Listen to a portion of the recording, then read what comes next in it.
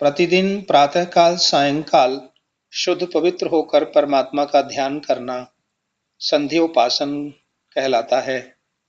संधि वेला में दिन और रात्रि की, प्रकाश और अंधेरे की संधि संयोग की वेला में जो भक्ति, उपासना, प्रार्थना, जप और ध्यान, मनन, चिंतन किया जाता है उसको ब्रह्म यज्ञ या संध्या कहते हैं।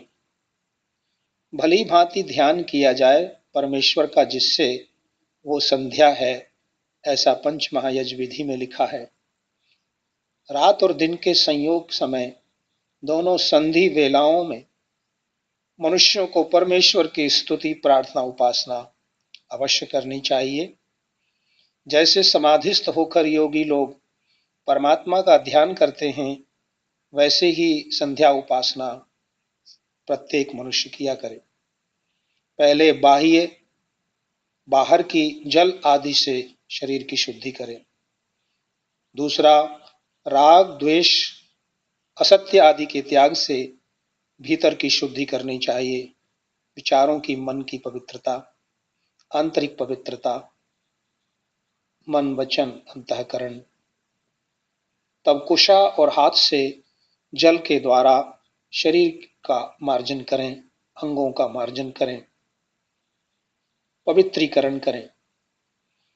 तत्पश्चात कम से कम 3 प्राणायाम करें, अर्थात भीतर के वायु को बल से बाहर निकालकर यथाशक्ति बाहर को ही रोकें और फिर धीरे धीरे ग्रहण करके कुछ चिर भीतर ही लेकर के रोक करके बाहर निकाल दें और वहां भी कुछ रोकें और मन में ओम का जप करते जाएं।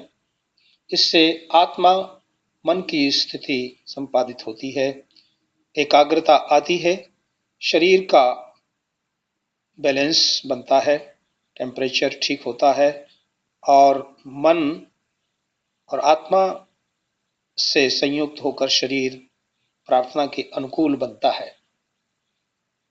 इस प्रकार आरंभ की तैयारी से संध्या के लिए तत्पर होना चाहिए।